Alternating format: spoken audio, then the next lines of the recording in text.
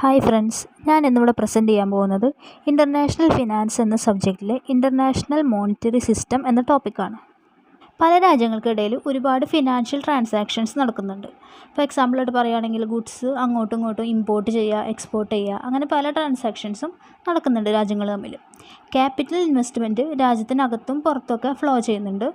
Foreign കൺട്രീസിലെ residence home കൺട്രിയിലെ സിറ്റിസൻസിന് contract ചെയ്ത സർവീസിന് പണം നൽകുന്നു. തിരിച്ചും അതുപോലെ തന്നെ കുടിയേറ്റ തൊഴിലാളികൾ അവരുടെ സേവിങ്സ് സ്വന്തം കൺട്രിയിലേക്ക് അയക്കുന്നു.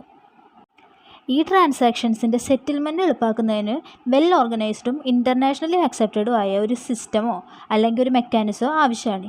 ഈ മെക്കാനിസത്തെ പറയുന്നതാണ് ഇൻ്റർനാഷണൽ മോണിറ്ററി സിസ്റ്റം എന്ന്. IMSൻ്റെ ഒരു മീനിങ്ങും ചെറിയൊരു ഡെഫിനേഷനും അവിടെ കൊടുത്തിട്ടുണ്ട്. നമുക്ക് എന്താണെന്ന് നോക്കാം. International monetary system is A system by which countries settle their debts with each other. It provides the mechanism for determination of the relative values of different currencies.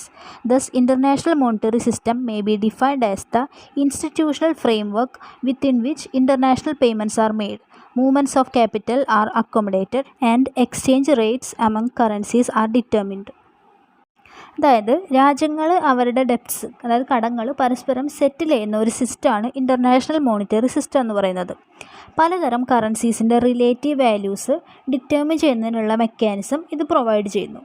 അതുകൊണ്ട് international monetary സിസ്റ്റത്തെ ഇൻ്റർനാഷണൽ പേയ്മെൻറ്റ്സ് നടത്തുന്നതും ക്യാപിറ്റലിൻ്റെ movements ഉൾക്കൊള്ളുന്നതും currencies തമ്മിലുള്ള exchange rate determine ചെയ്യുന്നതിനുമായിട്ടുള്ള institutional ഫ്രെയിംവർക്കായിട്ട് define ചെയ്യുന്നു.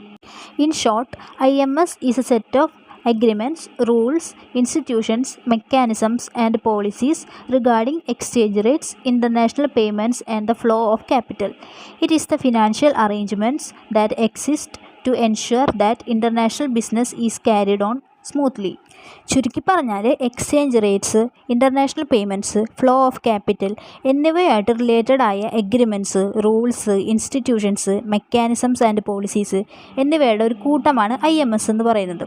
International business സ്മൂത്തായി നടക്കുന്നു എന്ന് എൻഷുർ ചെയ്യുന്നതിനുള്ള ഫിനാൻഷ്യൽ അറേഞ്ച്മെൻറ്റ്സ് ആണ് ഇതിലുള്ളത്. ഇനി നെക്സ്റ്റ് പറയുന്നതാണ് evolution of international monetary system. International monetary സിസ്റ്റത്തിന് ഒരു ലോങ് ഹിസ്റ്ററി ഉണ്ട്. IMSൻ്റെ ഹിസ്റ്ററി എന്താണെന്ന് നമുക്ക് നോക്കാം. ആദ്യകാലങ്ങളിൽ ഒരു IMSൻ്റെ ഇവല്യൂഷന് മുന്നേ ട്രേഡ് പേയ്മെൻറ്റ്സൊക്കെ ബാർട്ടർ വഴിയാണ് സെറ്റിൽ ചെയ്തിരുന്നത്. എന്നാൽ ഒരുപാട് അസൗകര്യങ്ങൾ ആ കാലത്തുണ്ടായിരുന്നു. ആ അസൗകര്യങ്ങൾ ഓവർകം ചെയ്യാൻ ട്രേഡേഴ്സ് പേയ്മെൻറ്റ്സ് സെറ്റിൽ ചെയ്യാൻ മെറ്റൽസ്, എസ്പെഷ്യലി ഗോൾഡ് അല്ലെങ്കിൽ സിൽവറൊക്കെ യൂസ് ചെയ്യാൻ തുടങ്ങി.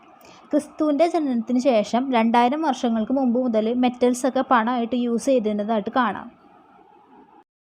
IMSൻ്റെ ഹിസ്റ്ററി പരിശോധിക്കുമ്പോൾ IMS ഇവല്യൂഷൻ്റെ ഒരുപാട് ഡിഫറെൻ്റ് ആയ സ്റ്റേജസിലൂടെ കടന്നു പോയതായിട്ട് നമുക്ക് കാണാൻ കഴിയും. ഈ സ്റ്റേജസ് താഴെ ബ്രീഫായിട്ട് പറയുന്നുണ്ട്. First one, bimetallism before 1875. 1875 മുൻപ് പല കൺട്രീസിലും ബൈ മെറ്റലിസം ഉണ്ടായിരുന്നു. പല കറൻസീസിൻ്റെ വാല്യൂസ് ഡിറ്റർമിൻ ചെയ്യാൻ രണ്ട് മെറ്റൽസ്, അതായത് ഗോൾഡും സിൽവറും ഉപയോഗിച്ച മോണിറ്ററി ഹിസ്റ്ററിയിലെ പീരീഡിനാണ് ബൈ മെറ്റലിസം എന്ന് പറയുന്നത്. അതായത് ആ പീരീഡിലൊക്കെ ഗോൾഡും സിൽവറും പോലത്തെ മെറ്റൽസൊക്കെ യൂസ് ചെയ്തിട്ടാണ് ട്രാൻസാക്ഷൻസ് ഒക്കെ നടത്തിയിരുന്നത്. Second one, gold standard 1880 to 1916. Bimetallic സ്റ്റാൻഡേർഡിന് പകരം ഗോൾഡ് സ്റ്റാൻഡേർഡ് വന്നു.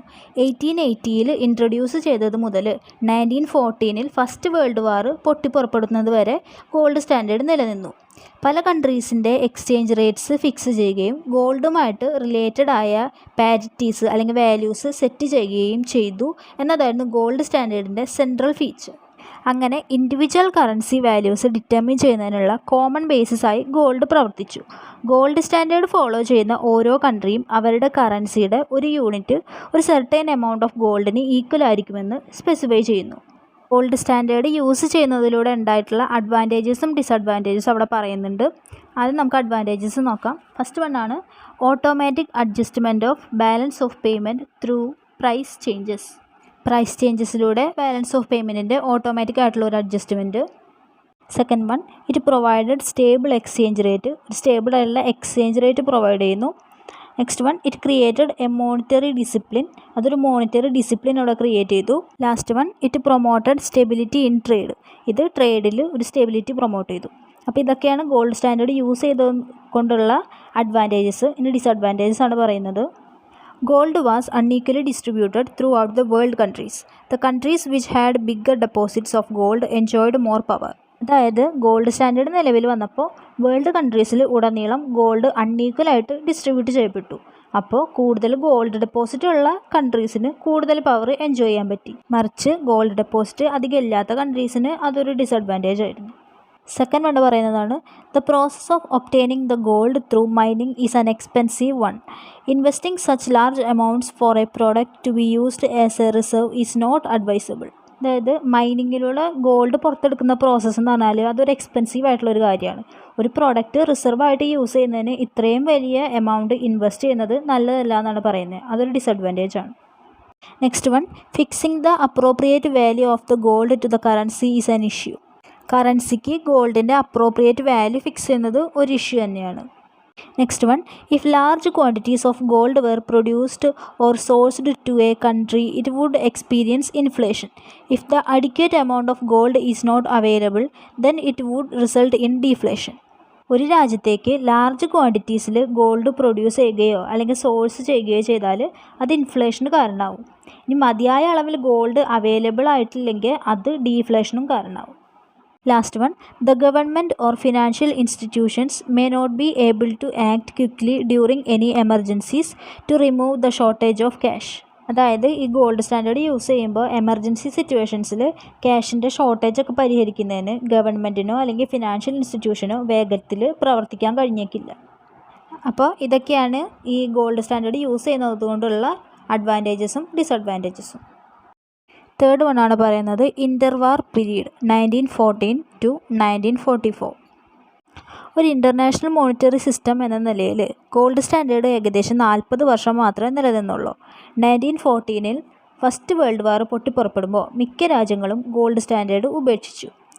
Great Britain, France, Germany, Russia എന്നിവ ഗോൾഡിലെ ബാങ്ക് നോട്ട്സിൻ്റെ റിഡംഷൻ താൽക്കാലികമായിട്ട് നിർത്തിവെക്കുകയും ഗോൾഡ് എക്സ്പോർട്സിന് ഉപരോധം ഏർപ്പെടുത്തുകയും ചെയ്തു. ഫസ്റ്റ് വേൾഡ് വാർ അവസാനിച്ചതിന് ശേഷം യുദ്ധത്തിന് മുമ്പുള്ള വർഷങ്ങളിൽ ഗോൾഡ് സ്റ്റാൻഡേർഡിലുള്ള രാജ്യങ്ങൾ അതിലേക്ക് തിരിച്ചു വന്നു. 1919 അമേരിക്കയും 1925 UK-യും 1926 ഫ്രാൻസും ഇത് റീസ്റ്റോർ ചെയ്തു. 1928 മറ്റ് യൂറോപ്യൻ കൺട്രീസും ഇത് ഫോളോ ചെയ്തു. എന്നിരുന്നാലും യുദ്ധത്തിന് ശേഷം നിരവധി രാജ്യങ്ങൾ, പ്രത്യേകിച്ച് Germany, Austria, Hungary, Poland, Russia എന്നിവ ഉയർന്ന ഇൻഫ്ലേഷൻ നേരിട്ടു. 1923 അവസാനത്തോടെ ജർമ്മനിയിലെ ഹോൾസെയിൽ പ്രൈസ് ഇൻഡെക്സ് യുദ്ധത്തിനു മുമ്പുള്ളതിനേക്കാൾ 1 ട്രില്യൺ ടൈംസ് കൂടുതലായിരുന്നു. സ്റ്റോക്ക് മാർക്കറ്റിൻ്റെ തകർച്ചയും 1929 ഗ്രേറ്റ് ഡിപ്രഷൻ്റെ തുടക്കവും പ്രത്യേകിച്ച് ഓസ്ട്രിയ, ജർമ്മനി, യുണൈറ്റഡ് സ്റ്റേറ്റ്സ് എന്നിവിടങ്ങളിൽ അവരുടെ പോർട്ട്ഫോളിയോ വാല്യൂസിൽ ഷാർപ്പായ ഡിക്ലൈന് നേരിട്ടു. ദീർഘകാലമായിട്ടുള്ള balance of payment deficit, pound സ്റ്റെർലിങ്ങിലുള്ള lack of confidence, pound sterling എന്ന് പറഞ്ഞാൽ UK-ലെ ഒഫീഷ്യൽ കറൻസിനെ പറയുന്നതാണ്. അപ്പോൾ എന്നിവയുടെയൊക്കെ ഫലമായിട്ട് ബ്രിട്ടൻ വൻതോതിൽ ഗോൾഡിൻ്റെ ഔട്ട്ഫ്ലോ എക്സ്പീരിയൻസ് ചെയ്തു. 1931 സെപ്റ്റംബറിൽ ബ്രിട്ടീഷ് ഗവൺമെൻറ് ഗോൾഡ് പേയ്മെൻറ്റ്സ് താൽക്കാലികമായിട്ട് നിർത്തിവെക്കുകയും പൗണ്ടിൻ്റെ ഫ്ലോ കൂട്ടുകയും ചെയ്തു. ഗ്രേറ്റ് ബ്രിട്ടൻ ഗോൾഡ് സ്റ്റാൻഡേർഡ് ഉപേക്ഷിച്ചതോടെ കാനഡ, സ്വീഡൻ, ഓസ്ട്രിയ, ജപ്പാൻ തുടങ്ങിയ രാജ്യങ്ങൾ 1931 അത് ഫോളോ ചെയ്തു. ഒരുപാട് ബാങ്ക് ഫെയിലിയേഴ്സും ഗോൾഡിൻ്റെ ഔട്ട്ഫ്ലോയൊക്കെ എക്സ്പീരിയൻസ് ചെയ്തതിനെ തുടർന്ന് ഏപ്രിൽ 1933 US ഗോൾഡ് സ്റ്റാൻഡേർഡ് ഉപേക്ഷിച്ചു. എക്കണോമിക് ആൻഡ് പൊളിറ്റിക്കൽ ഇൻസ്റ്റെബിലിറ്റീനെ റിഫ്ലക്റ്റ് ചെയ്യിച്ച ഫ്രാൻസിൻ്റെ വാല്യൂലെ ഡിക്ലൈൻ കാരണം ഫ്രാൻസ് 1936 ഗോൾഡ് സ്റ്റാൻഡേർഡ് ഉപേക്ഷിച്ചു. ഗോൾഡ് സ്റ്റാൻഡേർഡ്സ് ഉപേക്ഷിച്ചതോടെയാണ് പേപ്പർ സ്റ്റാൻഡേർഡ്സ് നിലവിൽ വന്നത്. ഫോർത്ത് സ്റ്റേജാണ് പറയുന്നത് Bretton Woods system 1944 to 1972. Second world വാറിൻ്റെ അവസാനത്തോടെ യുദ്ധത്തിന് ശേഷമുള്ള ലോകത്ത് 1930s കറൻസിയിലെ കുഴപ്പങ്ങൾ ഒഴിവാക്കേണ്ടതിൻ്റെ ആവശ്യകത അലൈഡ് കൺട്രീസിൻ്റെ ഗവൺമെൻറ്റ്സിന് അനുഭവപ്പെട്ടു. ലോകത്തിൻ്റെ മോണിറ്ററി സിസ്റ്റത്തിൻ്റെ റീകൺസ്ട്രക്ഷൻ്റെ ആവശ്യകതയെക്കുറിച്ച് ഒരു സമവായം ഉണ്ടായിരുന്നു. അങ്ങനെ ജൂലൈ 1944 44 നേഷൻസിൻ്റെ റെപ്രസെൻറ്റേറ്റീവ്സ് ഒരു പുതിയ ഇൻ്റർനാഷണൽ മോണിറ്ററി സിസ്റ്റം ഡിസ്കസ് ചെയ്യാനും ഡിസൈൻ ചെയ്യാനും USA-ലെ ന്യൂ ഹാംഷെയറിലെ ബ്രിട്ടൻ വുഡ്സിൽ ഒത്തുകൂടി. കോൺഫറൻസിൽ US-ഉം ഗ്രേറ്റ് ബ്രിട്ടനും പ്രധാന പങ്കുവച്ചു. United Nations monetary financial conference എന്നാണ് ഈ കോൺഫറൻസിനെ വിളിച്ചിരുന്നത്. ഈ കോൺഫറൻസിൻ്റെ മേജർ ഒബ്ജക്റ്റീവ്സ് എന്തായിരുന്നെന്ന് വെച്ചാൽ, ഫസ്റ്റ് വൺ, നിലവിലുള്ള റൂൾസൊക്കെ റിവ്യൂ ചെയ്യുക. Second one, international monetary cooperation encourage ചെയ്യുന്നതിനായിട്ട് ഒരു സിസ്റ്റം കണ്ടുപിടിക്കുക. തേർഡ് വൺ, സിസ്റ്റത്തിൻ്റെ നല്ല പ്രവർത്തനം എൻഷുർ ചെയ്യാൻ ഒരു ഇൻ്റർനാഷണൽ ഇൻസ്റ്റിറ്റ്യൂഷൻ എസ്റ്റാബ്ലിഷ് ചെയ്യുക. ഇതൊക്കെ അനുസരിച്ച് 2 ഇൻ്റർനാഷണൽ ഇൻസ്റ്റിറ്റ്യൂഷൻസ് ക്രിയേറ്റ് ചെയ്തു. ഇൻ്റർനാഷണൽ മോണിറ്ററി ഫണ്ട് IMFഉം വേൾഡ് ബാങ്കും ആയിരുന്നു അവ. ഇവയെ ബ്രിട്ടൻ വുഡ് ട്വിൻസ് എന്ന് വിളിച്ചിരുന്നു. IMFൻ്റെ ആർട്ടിക്കിൾസ് ഓഫ് അഗ്രിമെൻ്റ് ആണ് ബ്രിട്ടൻ വുഡ് സിസ്റ്റത്തിൻ്റെ കോർ.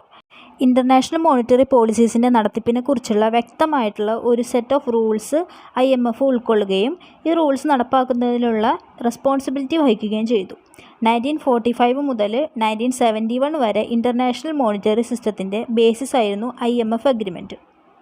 ബ്രിട്ടൻ വുഡ്സ് സിസ്റ്റത്തിന് കീഴിൽ ഓരോ രാജ്യവും US ഡോളറുമായി ബന്ധപ്പെട്ട് ഒരു പാർ വാല്യൂ എസ്റ്റാബ്ലിഷ് ചെയ്തു. അത് ഔൺസ് ഗോൾഡിന് $35 നിശ്ചയിച്ചു.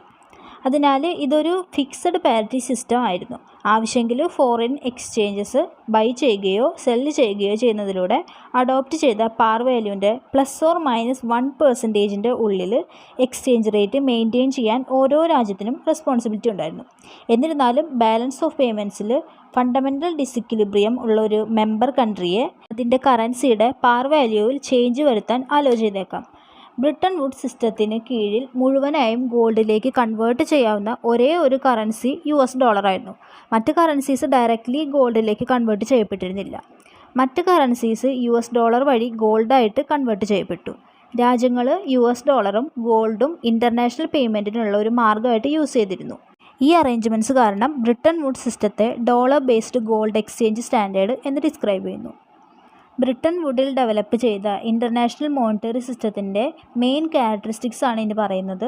First one, fixed exchange rules in terms of gold, a system of gold exchange standard but only the US dollar was convertible into gold. ഗോൾഡിൻ്റെ കാര്യത്തിൽ fixed exchange rules, gold exchange standard എന്ന system. എന്നാൽ US dollar മാത്രമേ ഗോൾഡായിട്ട് convert ചെയ്യാൻ കഴിയുള്ളൂ. Second one, a procedure for mutual international credits. രണ്ടാമത്തെ characteristics എന്ന് പറഞ്ഞാൽ പരസ്പരമുള്ള ഇൻ്റർനാഷണൽ ക്രെഡിറ്റ്സിന് വേണ്ടിയിട്ടുള്ള ഒരു procedure. Third one, creation of IMF to supervise and ensure smooth functioning of the system. Countries were expected to pursue the economic and monetary policies in a manner so that fluctuation of currency remained within a permitted margin of ±1%. That is, the central bank of every country had to intervene to buy or sell foreign exchange depending on the need. സിസ്റ്റത്തിൻ്റെ smooth ഫങ്ഷനിങ്ങിന് supervise ചെയ്യുന്നതിനും ensure ചെയ്യുന്നതിനായിട്ട് IMFൻ്റെ creation, കറൻസിയുടെ fluctuation ±1% എന്ന permitted മാർജിനിൽ തുടരുന്ന വിധത്തിൽ രാജ്യങ്ങൾ economic and monetary policies follow ചെയ്യണമെന്ന് expect ചെയ്തിരുന്നു. അതായത് ഓരോ രാജ്യത്തിൻ്റെയും സെൻട്രൽ ബാങ്കിന് ആവശ്യത്തിനനുസരിച്ച് ഫോറിൻ എക്സ്ചേഞ്ച് ബൈ ചെയ്യാനോ സെൽ ചെയ്യാനോ ഇടപെടേണ്ടി വന്നു. Fourth one, the IMF agreement was the basis for the international monetary system from 1945 until 1971. During the course of that period, US dollar became a major central reserve assets. Central reserve assets are the nation's savings account at the treasury in which are held dollars and other hard currencies, gold and SDRs. 1945 മുതൽ 1971 വരെ international monetary സിസ്റ്റത്തിൻ്റെ basis ആയിരുന്നു IMF agreement. ആ പീരീഡിൽ US dollar പ്രധാന central reserve അസറ്റ്സായി മാറി. ട്രഷറിയിലെ രാജ്യത്തിൻ്റെ savings accounts ആണ് സെൻട്രൽ റിസർവ് അസറ്റ്സ്. അതിൽ ഡോളേഴ്സും മറ്റ് ഹാർഡ് കറൻസീസും ഗോൾഡും SDRകളും സൂക്ഷിക്കുന്നു. Last one, devaluation or revaluation of more than 5% had to be done with the permission of the IMF. This measure was necessary to avoid chain devaluations like the ones which occurred before the Second World War. അതായത് 5%ൽ കൂടുതൽ devaluation അല്ലെങ്കിൽ revaluation IMFൻ്റെ പെർമിഷനോടെ നടത്തേണ്ടതുണ്ട്. Second world വാറിന് മുമ്പ് സംഭവിച്ചതുപോലുള്ള chain ഡീവാലുവേഷൻസ് ഒഴിവാക്കാൻ ഈ നടപടി ആവശ്യമായിരുന്നു. അങ്ങനെ 1944 ബ്രിട്ടൻ വുഡ്സിൽ തയ്യാറാക്കിയ എക്സ്ചേഞ്ച് റേറ്റ്സ് ഫിക്സ് ചെയ്യുന്നതിനും ഇൻ്റർനാഷണൽ ഫിനാൻഷ്യൽ സിസ്റ്റം മാനേജ് ചെയ്യുന്നതിനുള്ള പ്രൊസീജിയറാണ് Bretton Woods system. Foreign currencies US ഡോളറിലേക്കും US ഡോളർ ഗോൾഡിലേക്കും ഫിക്സ് ചെയ്യുന്നതിൽ ഈ സിസ്റ്റം ഉൾപ്പെട്ടിരുന്നു. ഇതിനെ ഗോൾഡ് എക്സ്ചേഞ്ച് സ്റ്റാൻഡേർഡ് എന്നും വിളിക്കുന്നു. IMFൻ്റെ ഇവല്യൂഷൻ്റെ നെക്സ്റ്റ് സ്റ്റേജ് ആണ് പറയുന്നത് fixed exchange rates 1945 to 1973. Monetary ഡിസിപ്ലിനായി എല്ലാ മെമ്പർ കൺട്രീസും ഒരു ഫിക്സഡ് എക്സ്ചേഞ്ച് റേറ്റ് മെയിൻറ്റെയിൻ ചെയ്യേണ്ട റെജീമാണിത്. എന്നാൽ യുദ്ധത്തിന് ശേഷമുള്ള സാഹചര്യങ്ങൾ കാരണം മിക്ക രാജ്യങ്ങൾക്കും ഒരു ഫിക്സഡ് എക്സ്ചേഞ്ച് റേറ്റ് മെയിൻറ്റെയിൻ ചെയ്യാൻ ഡിഫിക്കൽട്ടായിരുന്നു. 1971 US ഗവൺമെൻറ് തങ്ങളുടെ കറൻസി ഗോൾഡുമായിട്ട് കൺവേർട്ട് ചെയ്യില്ലെന്നും അതിൻ്റെ കറൻസി മറ്റ് കറൻസീസിന് എതിരെ ഫ്ലോ ചെയ്യുമെന്നും ഡിക്ലെയർ ചെയ്തപ്പോൾ ഫിക്സഡ് എക്സ്ചേഞ്ച് റേറ്റ് സിസ്റ്റം തകർന്നു. വെൽഫെയർ പ്രോഗ്രാംസിനായിട്ട് ഗവൺമെൻറ് സ്പെൻഡിങ് ഇൻക്രീസ് ചെയ്യുന്നതിനുള്ള US പോളിസിയാണ് ഈ തകർച്ചയ്ക്ക് കാരണമായത്. ഫൈനൽ സ്റ്റേജ് ഓഫ് ഇവല്യൂഷനാണ് പറയുന്നത് floating exchange rate system. Fixed exchange rate റെജീമിൻ്റെ തകർച്ച മുതൽ ഫ്ലോട്ടിംഗ് എക്സ്ചേഞ്ച് റേറ്റ് സിസ്റ്റം നിലവിലുണ്ട്. ഈ സിസ്റ്റത്തിന് കീഴിൽ എക്സ്ചേഞ്ച് റേറ്റ്സിന് ഗവൺമെൻറ്റിൻ്റെ ഇടപെടലുകളില്ലാതെ ഫോറിൻ എക്സ്ചേഞ്ച് മാർക്കറ്റ്സിൽ അവരുടേതായ നിലവാരം പുലർത്താൻ അനുവാദമുണ്ട്. എന്നിരുന്നാലും എക്സ്ചേഞ്ച് റേറ്റിലെ ഫ്ലക്ച്വേഷൻസ് ലഘൂകരിക്കുന്നതിന് പല കൺട്രീസിലെയും സെൻട്രൽ ബാങ്ക്സ് ഇടയ്ക്കിടെ ഇടപെടുന്നു. അതിനാൽ ഇന്നത്തെ ഇൻ്റർനാഷണൽ മോണിറ്ററി സിസ്റ്റത്തെ മാനേജ്ഡ് ഫ്ലോട്ടിംഗ് സിസ്റ്റം അല്ലെങ്കിൽ ഡേർട്ടി ഫ്ലോട്ട് സിസ്റ്റം എന്ന് വിളിക്കുന്നു. അപ്പോൾ ഈ പറഞ്ഞതൊക്കെയാണ് ഇൻ്റർനാഷണൽ മോണിറ്ററി സിസ്റ്റത്തിൻ്റെ stages of evolution. Bimetallism, gold standard, interwar period, Bretton Wood system, fixed exchange rates, floating exchange rate system. ഇനി IMSൻ്റെ കുറച്ച് ഫങ്ഷൻസ് അവിടെ പറഞ്ഞിട്ടുണ്ട്. First one, facilitates the free flow of different currencies in the open market. Open മാർക്കറ്റിൽ different കറൻസീസിൻ്റെ free flow സുഗമമാക്കുന്നു. Second one, restrict intervention from government or central banks only in case of currency stabilization. അതായത് currency stability കൈവരിക്കുന്ന കേസുകളിൽ മാത്രം ഗവൺമെൻറ്റിൽ നിന്നോ അല്ലെങ്കിൽ സെൻട്രൽ ബാങ്കുകളിൽ നിന്നോ ഉള്ള ഇടപെടൽ നിയന്ത്രിക്കുക. Third one, facilitate global trade of goods, service and money. Goods, services, money എന്നിവയുടെ ഗ്ലോബൽ ട്രേഡ് സുഗമമാക്കുക. Last one, maintain a system that regulates the exchange rates through the forces of the market and not by any particular institution or organization. അതായത് ഏതെങ്കിലും particular ഇൻസ്റ്റിറ്റ്യൂഷനോ അല്ലെങ്കിൽ ഓർഗനൈസേഷനോ അല്ല, മറിച്ച് മാർക്കറ്റിൻ്റെ ശക്തികളിലൂടെ exchange rates regulate ചെയ്യുന്ന ഒരു സിസ്റ്റം മെയിൻറ്റെയിൻ ചെയ്യുക. അപ്പോൾ ഇതൊക്കെയാണ് IMSൻ്റെ ഫങ്ഷൻസ് എന്ന് പറയുന്നത്. നെക്സ്റ്റ് പറയുന്നതാണ് IMSൻ്റെ advantages. Enhances financial stability. Financial stability മെച്ചപ്പെടുത്തുന്നു. Maintain global price level. Global price level maintain ചെയ്യുക. Mobilises money across countries. രാജ്യങ്ങളിലുടനീളം പണം സമാഹരിക്കുക. Determines exchange rates. എക്സ്ചേഞ്ച് റേറ്റുകൾ ഡിറ്റർമിൻ ചെയ്യുക. Avoids short or long run disruption. Short or long റണ്ണിലെ തടസ്സങ്ങൾ ഒഴിവാക്കുക. Boosts global growth. ഗ്ലോബൽ ഗ്രോത്തിനെ ബൂസ്റ്റ് ചെയ്യുന്നു. ഇത്രയൊക്കെയാണ് IMSൻ്റെ അഡ്വാൻറ്റേജസ് എന്ന് പറയുന്നത്. IMSൻ്റെ ഡിസഡ്വാൻറ്റേജസ് ആണ് ഇനി പറയുന്നത്. Incompetent in avoiding global financial crisis. Global financial crisis ഒന്നും ഒഴിവാക്കാൻ കഴിവില്ലാത്തവർ. Unable to avoid financial breakdowns. Financial breakdowns ഒഴിവാക്കാൻ കഴിവില്ല. Sometimes exchange rate remains misaligned. ചിലപ്പോൾ എക്സ്ചേഞ്ച് റേറ്റ് തെറ്റായിട്ട് ക്രമീകരിക്കും. ഇനി നെക്സ്റ്റ് വരുന്ന ഒരു ഹെഡാണ് multilateral financial institutions. International institutions എന്നും പറയും അതിനെ. സെക്കൻഡ് വേൾഡ് വാറിന് ശേഷം യൂറോപ്പിൻ്റെ റീകൺസ്ട്രക്ഷന് സഹായിക്കുന്നതിനും ഗ്ലോബൽ ഫിനാൻഷ്യൽ സിസ്റ്റം മാനേജ് ചെയ്യുന്നതിൽ ഇൻ്റർനാഷണൽ കോപ്പറേഷനുള്ള മെക്കാനിസം പ്രൊവൈഡ് ചെയ്യുന്നതിനും നിരവധി ഫിനാൻഷ്യൽ ഇൻസ്റ്റിറ്റ്യൂഷൻസ് സ്ഥാപിച്ചിട്ടുണ്ട്. അത്തരം ഫിനാൻഷ്യൽ ഇൻസ്റ്റിറ്റ്യൂഷനെ ഇൻ്റർനാഷണൽ ഫിനാൻഷ്യൽ ഇൻസ്റ്റിറ്റ്യൂഷൻ എന്ന് വിളിക്കുന്നു, ഇൻ്റർനാഷണൽ ഡെവലപ്മെൻറ്റ് ബാങ്ക്സ് ഉൾപ്പെടെ. മൾട്ടിലാറ്ററൽ ഫിനാൻഷ്യൽ ഇൻസ്റ്റിറ്റ്യൂഷൻ്റെ മീനിങ് നമുക്കവിടെ തന്നിട്ടുണ്ട്. Multilateral financial institutions are financial institutions created by a group of countries that provide finance and professional advice for the purpose of development.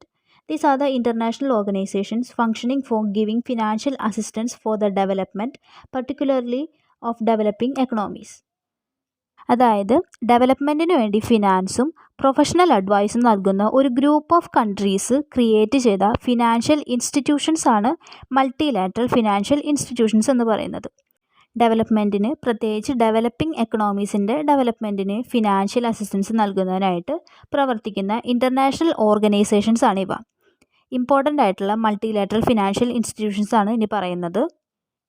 World Bank, International Monetary Fund, International Finance Corporation, European Investment Bank, Islamic Development Bank, Asian Development Bank, European Bank for Reconstruction and Development, Development Bank of Latin America, Inter American Development Bank Group, African Development Bank, New Development Bank, Asian Infrastructure Investment Bank, Arab Petroleum Investment Corporation, Eastern and Southern African Trade and Development Bank, International Development Association, International Trade centre.